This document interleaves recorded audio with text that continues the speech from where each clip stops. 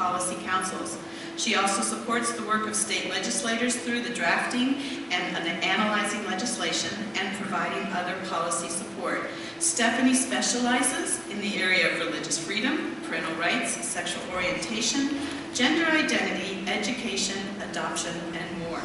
Welcome, Stephanie.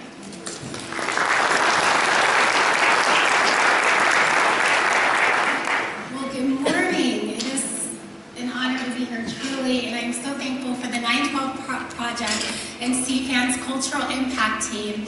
We do not take it lightly that you have all braved the weather and made it out here because you care and you're interested in learning. So I look forward to learning from the other speakers and sharing with you a little bit more information as to the state of our parental rights and the national overview. So if you can bear with me, I want to start with a little story. And let's see here. Oh, excuse me, I left my notes down there, but I think that'll be okay. Oh, no, I do need it. Wait, that's my story. All right, some of you may have heard this before. So, a sower went out to sow seed. And as he was sowing, some seed fell by the road, and the birds came and ate it up. Other seed fell on the rocks, where there was not much soil. And immediately a plant sprang up, but because the soil had no depth, when the sun came up, the plant was scorched. And because it had no root, it dried up and withered away. Other seed fell among the thorns, and the thorns came up and choked it out. It yielded no grain. But other seed fell into good soil, and as the plants grew and increased, they yielded a crop and produced 30, 60, and 100 times as much as had been sown. If you'll allow me to stretch this analogy to its limits, I will. So, a garden, I like to envision our rights as a garden, a lush, beautiful garden that we've been cultivating here in our country for centuries, even longer, because we brought our rights, they've come with a history. So we have fundamental rights, and this video referenced that they come from the Constitution, but really, we believe that our fundamental rights are fundamental because they're simply a part of who we are as people. They're given to us by God. They're inalienable. They cannot be taken away unless we allow them to be. The sowers in this analogy are the farmers, the planters, our legislators, and the seed is the policy. Our legislators right now, for the purposes of this story, are the ones sowing seed, good seed, bad seed. And so they're the ones planting and deciding, hopefully with the input of the people, whether or not they're going to be planting good seed that's going to protect our gardens, make them more luscious, protect our rights, or they're going to plant bad seed. And they might think that that bad seed is good seed, and all bad seed isn't equal. You know, there's some bad seed that maybe it's just a little ugly flower, who knows, and other bad seed that are weeds that rise up and choke out our rights, and that is what we're seeing happening here. And of course, the soil is the people. We decide what is going to be planted in our garden, what rights we think need to be protected. Family Policy Alliance works in 3 large areas, and if you can imagine with me, 3 large tracts of land. So we have religious freedom, family, and life. The organization I work with, Family Policy Alliance, our mission, as Dwan stated, is to advance good seed in a nation where God is honored, religious freedom flourishes, families thrive, and life is cherished. And in the family tract of land, there are many different gardens that Family Policy Alliance works in.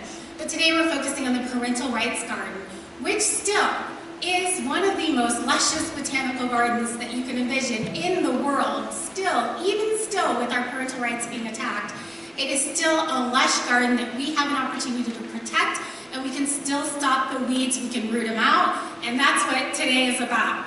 I sense many of you are probably here because you feel as if your parental rights are being attacked. Maybe you sense a weed in your garden. Maybe you're trying to discern what is a weed, what isn't a weed.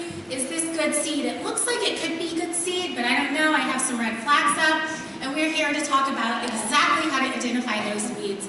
I'm specifically going to address one of the biggest, most aggressive, hostile, and prolific weeds that we are seeing that are reaching their roots into pretty much every garden that's in the family tract of land, and certainly all of our gardens and religious freedom.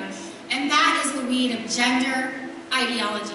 The gender ideology weed, and that is what we're seeing and going to talk a lot about today in the Colorado bills, but it's throughout our nation.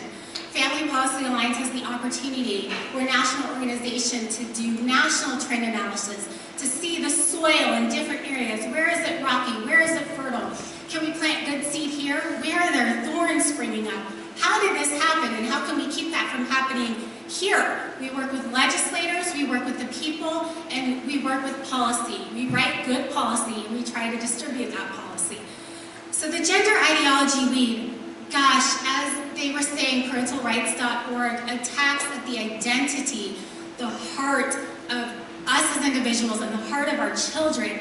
It attacks the fundamental cornerstone, family. And when you lose your children, you lose your family. And when you lose your family, we start to lose civil society. So it is important that we protect our parental rights, we protect our children, because that is the cornerstone of our civil society and what we have today.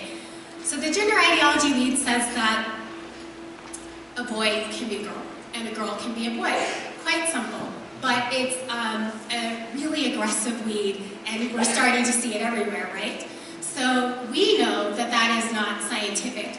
We know that that is a lie. We know that every cell in the body of a boy, the XY chromosome, it's throughout his DNA, his body's bathed in that chromosome, in his male chromosomes and hormones, and has been from the very moment of conception. His DNA is there. He's a boy. It doesn't matter what hormones he has, what therapy the state forces upon him, what sex education, LGBT policies they're putting into our schools. He cannot become a girl. And that is the lie. It attacks our children's identity. They're lying to our children. And they're telling parents that if you disagree, your notions are outdated. These are words that we actually find in the sex ed bill. Your notions are outdated, it's shameful, it's stigma, and we're gonna fix it. You can teach them whatever you want in your home, although we're trying to stop you from doing that. But when they get to school, we're gonna take over. And that's what you're seeing in this video, and we're starting to see what our legislators, our seed sowers here in Colorado are trying to make happen in schools here. The gender ideology weed, it's in our homes, our businesses, particularly our schools. And in medical care. I'm not going to talk too much about medical care, but I have given really comprehensive talks on what it takes for a child to transition. And so the lie as well is that there's different medical stages in which a child can transition: puberty suppression hormones, cross-sex hormones, and surgery. And this is safe and healthy for your child. And that we want them to go through this process. We're going to counsel them to go through this process. And if you are a parent and you're against that, we might just take your child away from you. This has happened in Ohio in 2017. There are several other cases where children have been taken out of their home because the parents had a son named Timmy who wanted to be a girl. Maybe Ann. I hope there are no Timmys or Anns here. But, Mom, I really feel like I'm a girl. I think I'm a girl. A young son. Okay, son. Well, you know, maybe we should, let's have you go see a counselor and get some therapy. Well, in 15 states, it is illegal for that counselor to tell your little Timmy, hey Timmy, I think boys are awesome, and I'm going to show you how you can love yourself as a boy. Being a boy is great. Illegal in 15 states. That is the Colorado therapy ban bill that is on the table right now. And actually, if you have the opportunity to get this sheet on the Colorado Family Action Table back here, if you have a chance, Debbie Chavez has put together a summary and talking points of all the bills we're facing and talking about today. And this form just gives you a quick, brief, what the bills are and where they're at. So the Colorado therapy ban bill that our legislators are proposing says that your child cannot get therapy to resolve their unwanted same-sex attraction or gender dysphoria. It is perfectly legal for that therapist to tell little Timmy, yes, I think that you should, yes, you're a girl, you've always been a girl, in fact. You were never a boy. You've always been a girl, you'll always be a girl. And so why don't you start wearing dresses and living your life as a girl, and we'll make sure your parents get involved, and if your parents don't agree, we'll just, put you in foster care and allow you to be able to get these changes. We'll start giving you these drugs and these hormones. That's legal. Illegal to say, love yourself as a boy. Legal to say, let's help you to become a girl. That is what they're trying to do here.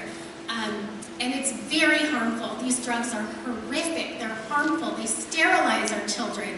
And the surgery, it can't even express how horrendous the surgeries are. They're simply irreversible. It is a process that cannot be reversed, ever. And so your children can never get that back. Has anyone heard of Jazz Jennings? Yes. I am Jazz? Yes. So Jazz Jennings, a child, he was a boy who told his parents, I think I'm a girl at 2. Now, I have twin boys who are 5, and I'm pretty sure just within the past year they figured out the difference between he and she. Just in the past year. And so if my 2-year-old came to me, sometimes they would come to me and say, Mom, I want to wear makeup like you. No, can't do that. Mommies wear makeup, I love the color pink. That's great, honey. Good for you. Boys can like pink. I'm not taking them to a therapist to figure out whether or not my child is a girl. And so Jazz Jennings was 2 years old when their parents started to allow this child to transition. And Jazz Jennings got his surgery at the age of 17. They're starting to allow our children to have these surgeries at younger and younger ages. And they're trying to take away the parent's ability to say no, the parent's ability to consent, the parent's ability to take their child to counseling. In Colorado, there's another bill that would lower the age of minor consent to 12 to get mental health counseling. That is Colorado House Bill 1120. Last year, 2017, they tried to have the age be 10. That caused an uproar, so they've increased it to 12. So your child can go into a counselor at school and say, I feel like I'm a girl. And you can have a counselor telling your child all of this, and you cannot be notified. They do not need your consent. And you saw it, the federal law, you have to pay the insurance costs, but they're not going to tell you what that child's being treated for. So you can have all of this happening behind your back without you knowing about it, if these bills pass here in Colorado, which we're trying to stop. New Jersey, this idea of secret files has come up. So I'm still giving the national overview here. Secret files in New Jersey, and we're starting to see this in many schools, where if your child, your Timmy, comes to school and wants to be an Ann, but the parents disagree, they're going to allow your child to come to school. Yes, you can be an Ann here in school. Let's get you an ID card that says Ann. Let's get you into some counseling services. Let's let you start playing in the girls' basketball team and using the girls' bathrooms because you say you're a girl. They'll put that in a separate file. All of your documents, your report card in the name of Ann, a secret file that parents do not have access to. They do not have to notify the parents about this file. They do not have to tell you that this file exists. Your child can be living a whole different life. They can even tell your child, if you really feel this way, and to make your life easier, why don't you submit a note, and also write a note, and submit it to your vital records department and get your birth certificate changed. Another bill that's on the table right now, Colorado House Bill 1039, that will allow adults and minors to get their sex changed on their birth certificate without parental notification or consent. This is just completely absurd. Now, the birth certificate is a vital record. It's used for ID cards, to register in school, to do all sorts of things. The idea that your child can get a document, an official document, changing historical facts, the facts that were true at the time of your child's birth, that the time is right, the place is right, the sex is right. We're just recording what happened in that moment so we can identify you later. And if perhaps you change your residency, your age is certainly going to change, that's fine. You don't need to change the birth certificate. In fact, there are several people trying to sue to change their age. I just read a case about a 50-year-old who said, Judge, I identify as a 40-year-old. Can I have my birth certificate changed, please? And the judge is like, no, I don't see any reason why you should be able to. But the same reasons that you can change your sex really should be the same reasons why you should be able to change your age, right? And so this is the lie that they're presenting to us. This is what they're trying to push in our schools. They're trying to push this agenda in the schools without parents even knowing about it. And so we have the power right now in Colorado, I believe, to stop these bad seeds. We can change the course, the direction. There is a chance for these bills to stop them and to learn more about them. We're going to talk about them more in detail later. But we're so glad you're here and seeking information on this, and that you want to learn more and find out exactly what steps you can take, what action you can take to stop this. And we're going to address all of that. So thank you so much for your time. Thank you.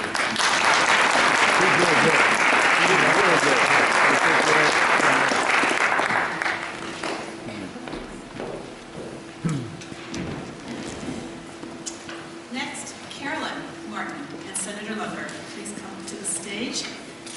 These are our legislative experts. And let me tell you just a little bit about them for those of you that don't know. I know many of you in this room do know them. But Senator Kevin Lundberg served in the Colorado legislature from 2003 to 2018. Among the several positions he held was Chairman of Senate Appropriations and Health and Human Services Committee, as well as the Senate Assistant Majority Leader and a member of the Joint Budget Committee. In 2005, he helped start the Republican Study Committee of Colorado, the RSCC, and later served as the chairman of the organization, and today is the executive director of the RSCC. And Carolyn Martin, she is a homeschool mom of 3. She's a dedicated follower of Christ. She has been politically involved for almost 2 decades now. Currently, she is serving as the legislative liaison of the Christian Home Educators of Colorado, or CHEC, keeping the watch over parental rights, home education, and religious liberty in Colorado. Let's welcome Senator Lundberg and Carolyn.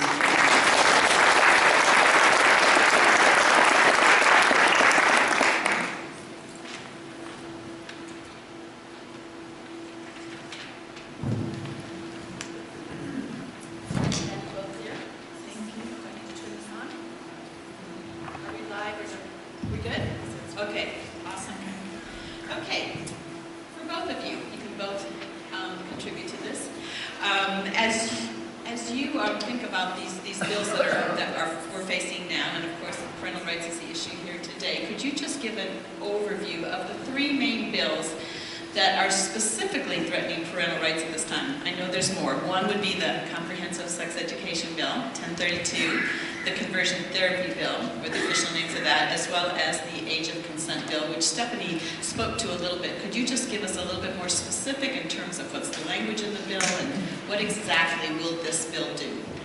So you want to go deep into it? Well, let me just give a basic overview. Okay. House Bill 1032, which is the Comprehensive Human Sexuality Education, it sets out standards for the public school to use and charter schools, and it would mandate that they use these standards whenever they teach sex ed. Okay, that's the first thing about it. These standards just don't talk about birds and bees. They talk about values and morals. Okay.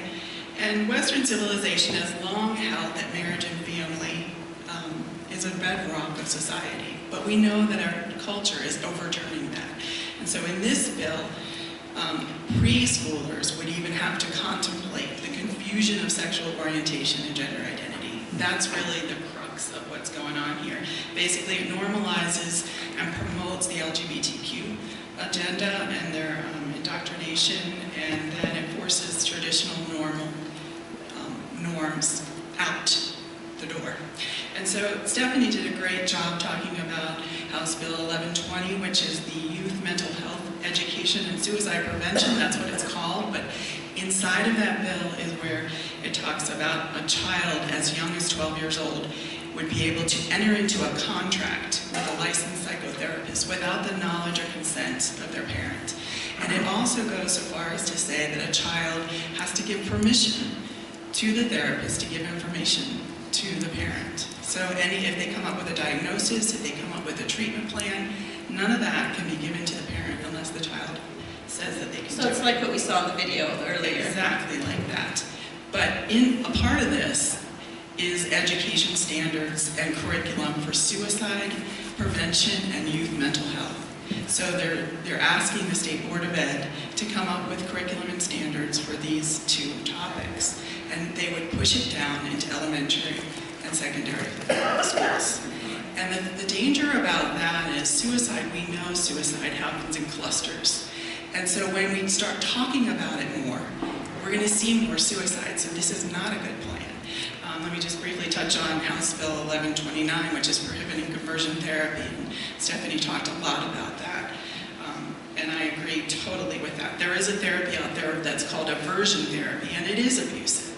It entails physical abuse to try to stop somebody from having same-sex thoughts. But that's not what this bill does. This bill stops people from speaking truth, from encouraging kids. I mean, take a 7-year-old boy who has been molested by a teenage boy. You would not be able to counsel that boy to get rid of that same-sex attraction that he has now entered into because of not something of his own fault. So it's really horrific. And so that's what I have to say about those two. Okay, Senator. Well, actually, you can get into all the details of all these bills and spend all day doing it on each one of these bills. I've got 1032 before me, about 25, 26 pages of mandates. Let me add a couple of elements. So one of which is, this is a, for sure, it catches everybody mandate. For example, a charter school is specifically prohibited from seeking any waiver from the requirements within this legislation. And the other element is you can opt out as a parent. Well, sort of, kind of. Because the opponent or the proponents of this bill will say, well, as a parent, you can opt out.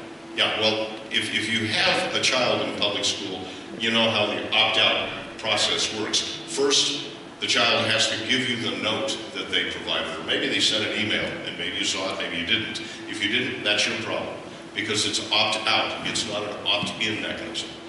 Now, another element is, of course, that if you do opt out your child from those particular discussions, that doesn't change the entire environment of all the other classes, because this is so comprehensive and so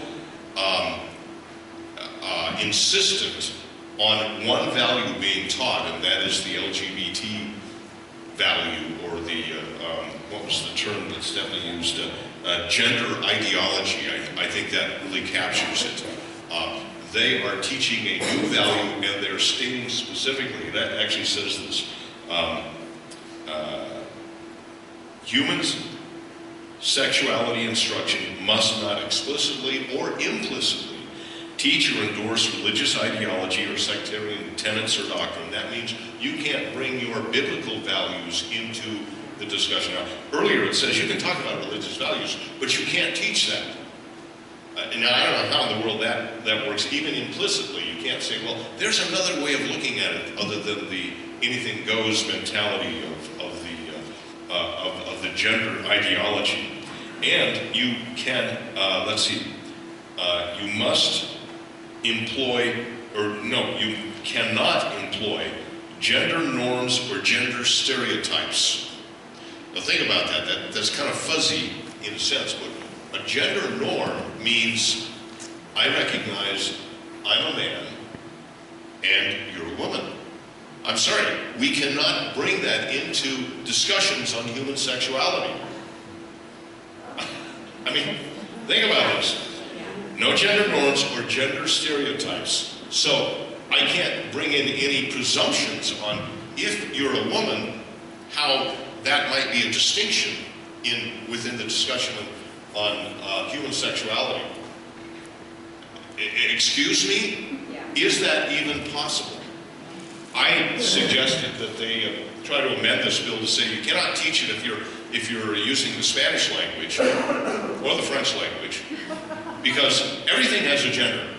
I mean, this thing is so upside down and weird and disgusting, but it is a mandate.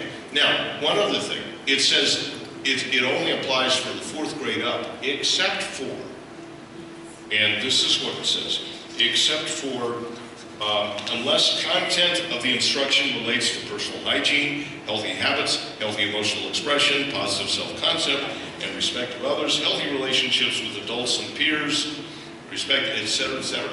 That's what you must teach these standards to any child in school, even if they're in preschool.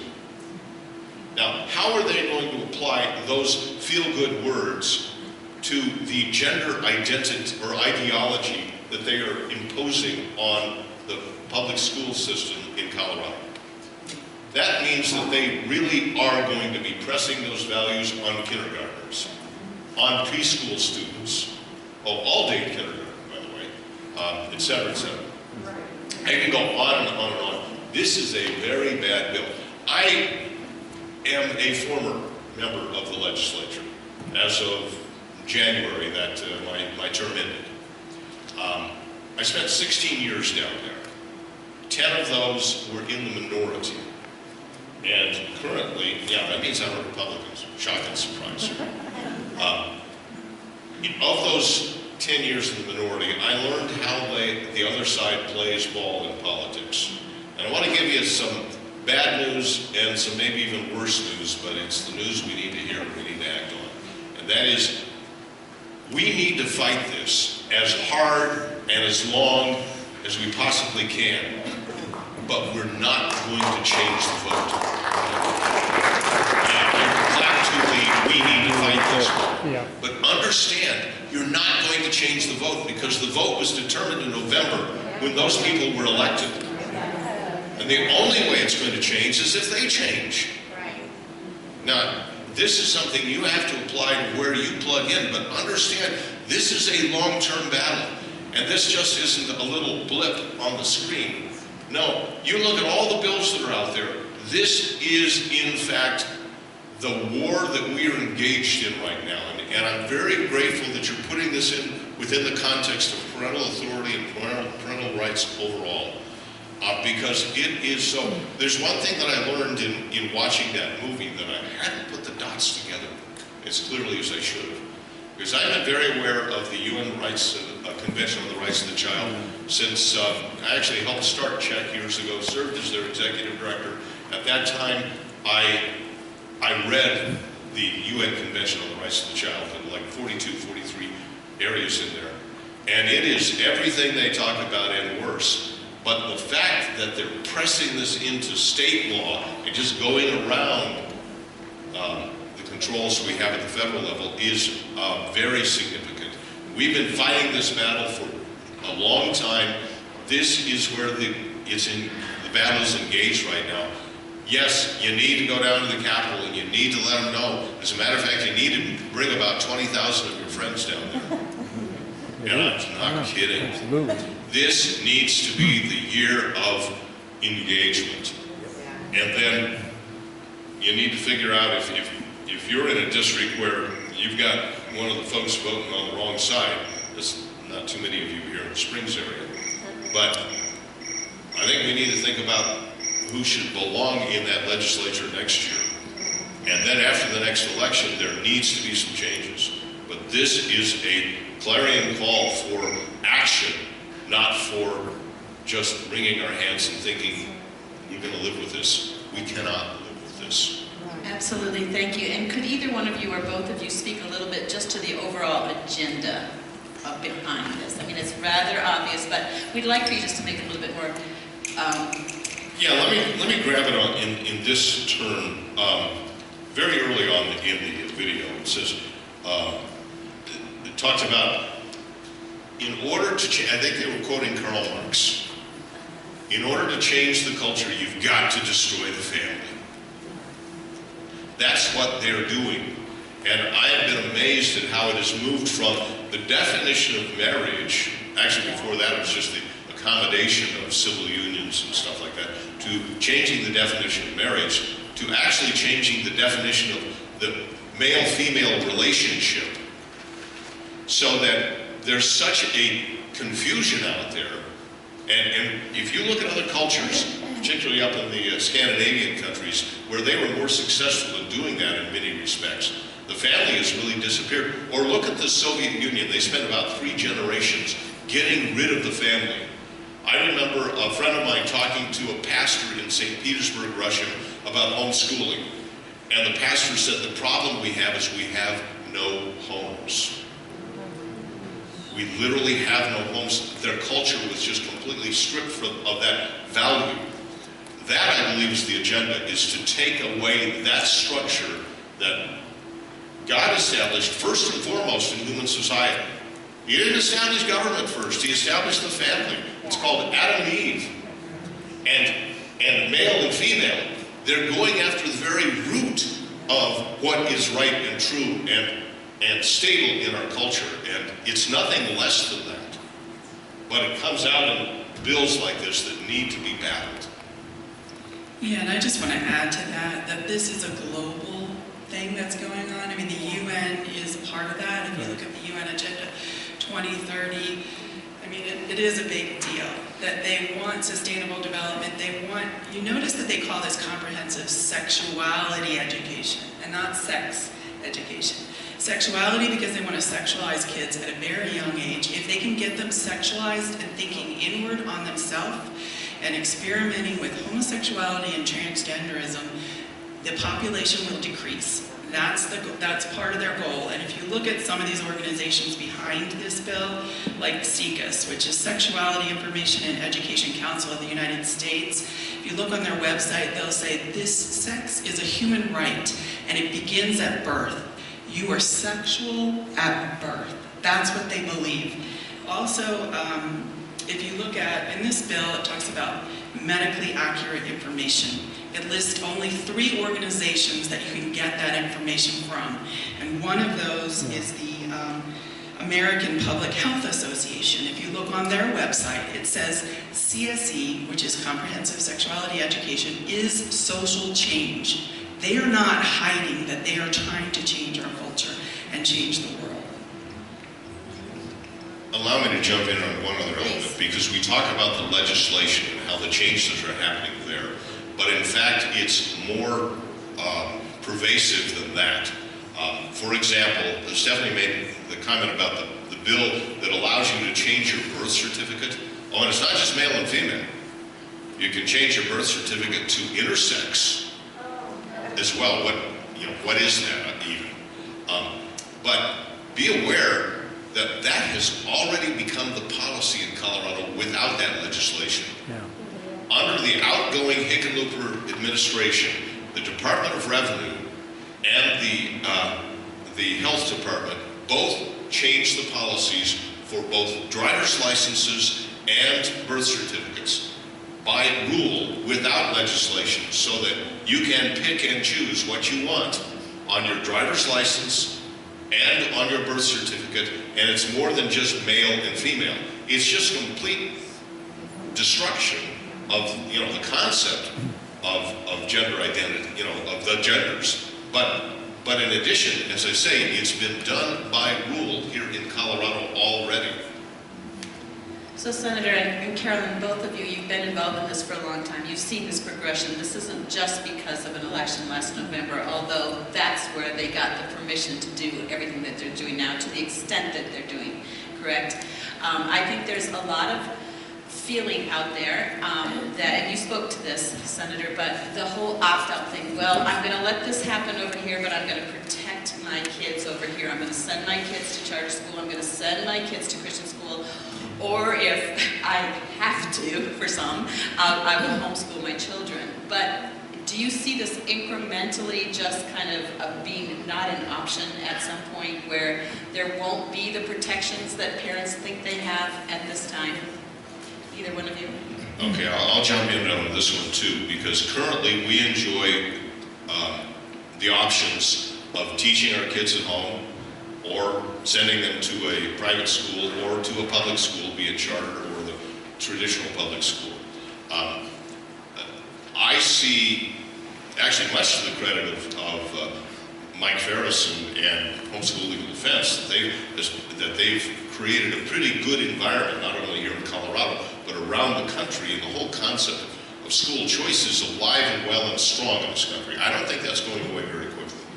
Yes, ultimately for them, the other side, to really prevail, they're going to have to get rid of that. But let me give you some good news, because I've been, kind of a really Debbie Downer here, right? Oh, that's right. Dawn Downer. I understand. There is a lot of people in this country who really understand. As a matter of fact, the majority of the people know better. what did they say? 93% of the people understand that parental rights is important and should be preserved in this nation. It's just that we're the silent, really big majority. We can maintain that ability, but we're going to have to change. We're going to have to not just assume that somebody else is going to do it and that, you know, the schools, well, our kids will manage through, etc. It has to be more intentional on our part. I believe that we have the ability to make that difference, but it's going to take a lot of work. Yeah, and just, I want to add something that I forgot in the beginning, which was, there is a bill that's coming up, and rumor has it, it's next week. Debbie, we have to work on that, but it's a vaccine bill that would take away the exemptions for all exemptions for vaccines. We don't know what it'll look like. We've been trying to talk to them about it. There's been many people that have showed up at Capitol, many people writing, and all kinds of things, but they're not listening. So that's another parental rights attack. And the reason I care about it as a homeschooler is because homeschooling is built on parental rights. Every time they chip away at a parental right, it affects my ability and your ability to educate your children how you see fit. Thank you, guys. Thank you so much, both of you. I really appreciate it.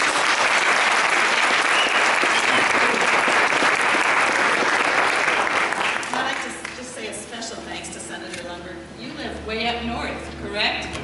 Like Larimer County? Like Larimer County. So thank you so much for making that.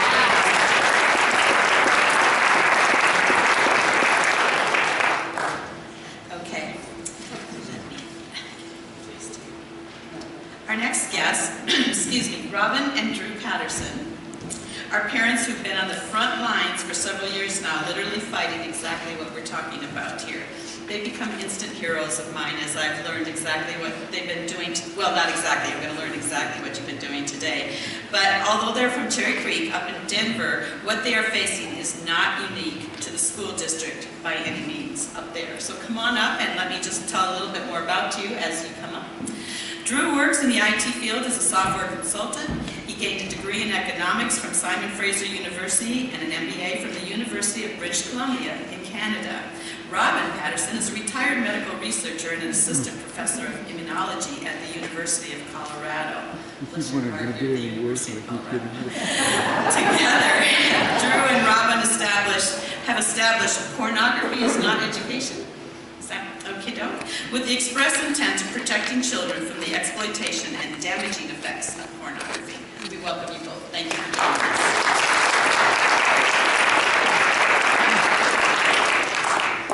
us.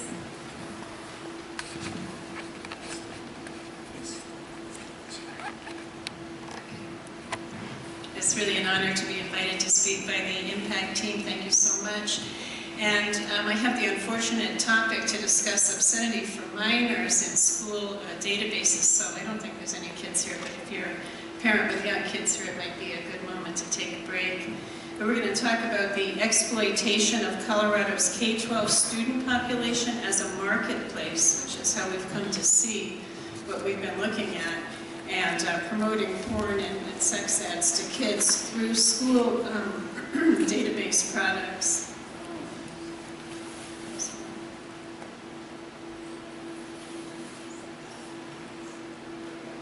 So for those of you who aren't familiar with the school databases, these have become increasingly popular around the state, around the country, and other countries. And these are called research and homework database tools. And these are actually not to be confused with the internet. They are actually marketed specifically as safe alternatives to the internet. And they're curated digital collections that are produced by several really large companies. EBSCO, Gale, those are a couple. These are multi-billion-dollar corporations. And what's important about these is these databases are proprietary, and so they bypass the top site filters that are normally used to filter the internet in schools. And so this puts children just kind of at the mercy of whatever these vendors decide to allow their publishing partners to put into the databases. Publishing partners, we're going to be mostly focused on EBSCO, which is probably the most popular of the databases. And their publishing partners pay to get their content into the databases, which raises obvious questions too about introducing bias and things like that. But mostly we're going to talk about the porn that we have seen in these. This is the type of thing, this is an example of the kind of thing that we found quite by accident, and it goes back almost 3 years now, in our Cherry Creek Middle School library. We were looking through some of the EBSCO databases and Gale and some other databases, and we very rapidly, just sorting on grade 7, 8 biology, very innocent terms like diabetes, respiration, girl stories, things like that, we were finding content that was very obscene and harmful to minors. And so, is there scholarly content in the databases? Yeah, I'm not going to say that there isn't. It might be a bit of a loss leader. And I'm going to focus mostly on the ads and promotions we've seen for sex toys, promotions for pornography, prostitution, dating apps. But I wanted to make a very quick mention that there's also a very heavy political bias in these. And it's probably worth it if people have an interest in taking a look at this. Some very radical propaganda embedded in these. And there may also be loopholes by which some of these large companies are collecting data mining personally identifiable information from our kids.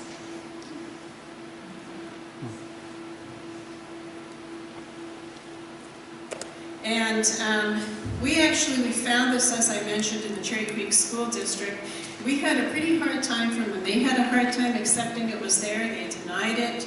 They were pretty hard on us, actually. They even threatened us at one point that we needed to stop talking about it or something might happen. They called the police and reported us to the police, so we read from some of the material at one of the 20 school board meetings that we went to. And, eventually we pushed through some change. We got a lot of help and support from Colorado Family Action, from Heritage Defenders, and about early 2017, Mass Resistance broke the story. And in the interest of time, I want to focus on the National Center on Sexual Exploitation. They have now named EBSCO for the 3rd year in a row to its Dirty Dozen list. And I really recommend their website. If anybody's interested in learning more about this, they have a very, very detailed section on EBSCO, what it is, how to find it, how to look in your own school's board, what to do, how to approach your legislature, and so forth. So I very much recommend that. They also have negotiated with EBSCO. EBSCO has, to be fair, they have done some internal cleanup on their primary grade products, but their secondary grade products remain very, very problematic. And so we formed a small group here in Colorado called Pornography is Not Education. And we have continued with some of this work. We've actually managed to push through some changes. This slide shows Adams 12 School District collaborating with the Cherry Creek to form an exclusion list. And so that took advantage of some changes that EBSCO made, whereby they would put the onus on the individual schools to say, we don't like your product because it's obscene for minors, so we're going to put hours and hours of manpower into combing through it and cherry picking out all the articles and publications that we don't like. We'll call you on the phone and tell you we don't like it. And this was some efforts, early efforts made by these schools to remove maybe about 3/4 of the obscene material. Cherry Creek eventually shut it down. And then, of course, the problem is the false advertising by companies like EBSCO. This shows a picture of a young girl reading a book, and it's an advertisement for Novelist, which we know contains almost 1,000 erotic stories.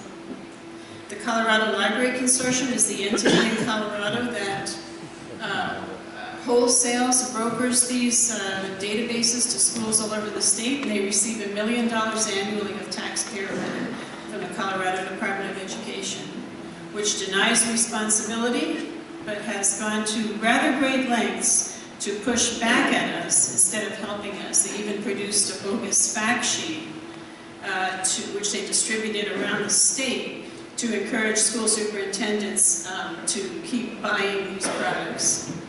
And I'm going to turn this over to Drew. he can tell you about the business model of EBSCO.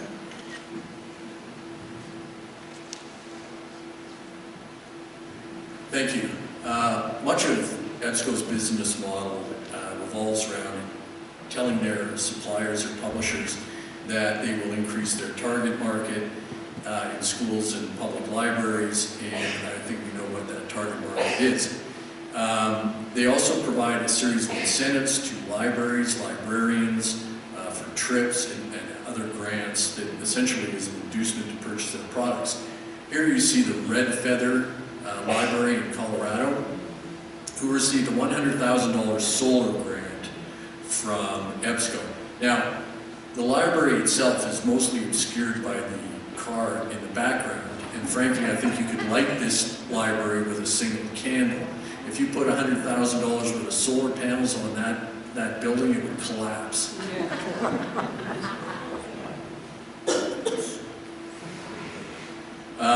EBSCO and the other database providers market themselves as natural partners with their publishing suppliers, and it's notable that on this graphic, they identify 6 target markets, 2 of which are public libraries and schools.